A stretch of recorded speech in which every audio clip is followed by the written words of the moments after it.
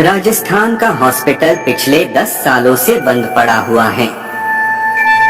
इस हॉस्पिटल के बंद होने का कारण को यह बताते हैं कि 10 साल पहले इस हॉस्पिटल में डॉक्टर सागर रहा करते थे। वो इस हॉस्पिटल के एक सीनियर डॉक्टर थे, पर एक दिन डॉक्टर सागर हॉस्पिटल की छत पर टहल रहे थे, तब को कुछ लोगों ने डॉक्टर सागर को मारकर पानी की टंकी में डाल दिया था और उनकी मौत के कुछ दिनों बाद से ही इस हॉस्पिटल हॉरर एक्टिविटी होने लगी और उसके बाद हॉस्पिटल में कई लोगों को की लाश छत पर पड़ी मिलती थी और कभी कभी तो खुद डॉक्टर सागर को कई लोगों ने हॉस्पिटल में घूमते देखा था, जिसके बाद इस हॉस्पिटल को बंद करना पड़ा था और आज भी कोई उस हॉस्पिटल नहीं जाता।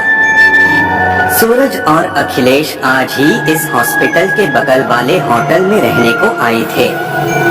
पूरा दिन घूमने के बाद दोनों जब होटल वापस आ रहे थे, तब सूरज की नजर हॉस्पिटल में पड़ी। सूरज ने अखिलेश को हॉस्पिटल दिखते हुए कहा, अरे भाई, यह हॉस्पिटल बंद क्यों पड़ा है? ऐसा लग रहा है जैसे कई सालों से यह बंद पड़ा हो। सूरज की बात सुनकर अखिलेश बोलता है, मुझे क्या पता भाई, मैं भी तेरे साथ यहाँ पहली बार आया हूँ। यही सब बातें करते हुए दोनों अपने होटल में पहुँच जाते हैं। वहाँ पहुँचते ही सूरज होटल के एक आदमी से पूछता है, अरे भैया, वो होटल के बगल वाला हॉस्पिटल बंद क्यों पड़ा है? सूरज की बात सुनकर वो आदमी बोलता है, क्योंकि वो एक भूतिया हॉस्पिटल है। उस आदमी की बात सुनकर सूरज बोलता हो, अरे भाई जी, मजाक मत करो और कुछ सही में पता हो तो बोलता। सूरज की ऐसी बातें सुनकर वो आदमी इस बार थोड़ा दांत पीसते हुए बोलता है, अगर मेरी बातों पर विश्वास नहीं तो खुद ही जाकर देख लो। इतना बोलकर वो आदमी वहाँ से चला जाता है। उसके जाते ही अखिलेश सूरज से बोलता है, अरे तू भी कहाँ इस पागल की बातों में आ रहा है? पर सूरज तो जैसे अब उस हॉस्पिटल में जाने का मन बना बैठा था, इसलिए वो अखिलेश से बोलता है, यार एक बार देख के आने में क्या जाता है, चल आज देख कर ही आते हैं। वो आदमी सच बोल रहा था या झूठ? अखिलेश सूरज की ऐसी पागलों भरी बातें सुनकर सूरज को समझाते हुए बोलता है, तू पागल तो नहीं हो गया है? और वैसे भी हमें क्या मिलेगा उस आदमी को झूठा साबित करके? सूरज एक बार और कोशिश करते हुए अखिलेश से बोलता है, भाई तुझे अपनी दोस्ती की कसम, तू मेरे साथ आज रात को उस हॉस्पिटल में चल रहा है। अखिलेश जानता था सूरज बहुत जिद्दी है और अब वो वहाँ जाकर ही मानेगा, इसलिए अखिलेश सूरज की बात मान जाता है और दोनों रात के 12 बजे उस हॉस्पिटल में जाने का प्लान बनाते हैं।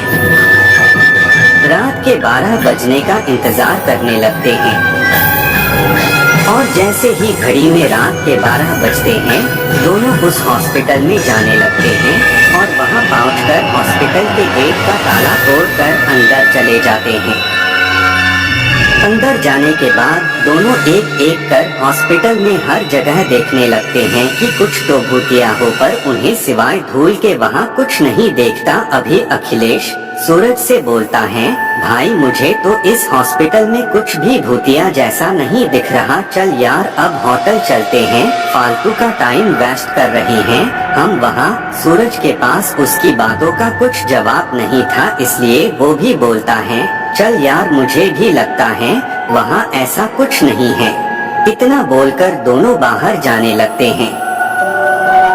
तभी उनके पीछे से किसी की आवाज आती, कौन हो तुम लोग? आवाज सुनकर जैसे ही सूरज और अखिलेश अपने पीछे को मुड़े तो उनके होश उठ गए और उनकी रगों में बहता खून जम सा गया, क्योंकि उन दोनों ने देखा उनके सामने एक बड़ा ही भयानक सा आदमी खड़ा था। क्योंकि उस आदमी सर कटा हुआ था और उसने अपने सर को हाथों में पकड़ रखा था।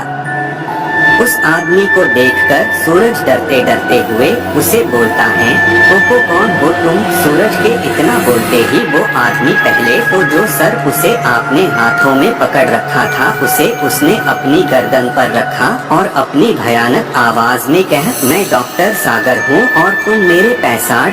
इतना बोलकर वो सूरज और अखिलेश के हाथ पकड़ लेता है और घसीटता हुआ अपने साथ ले जाने लगता है।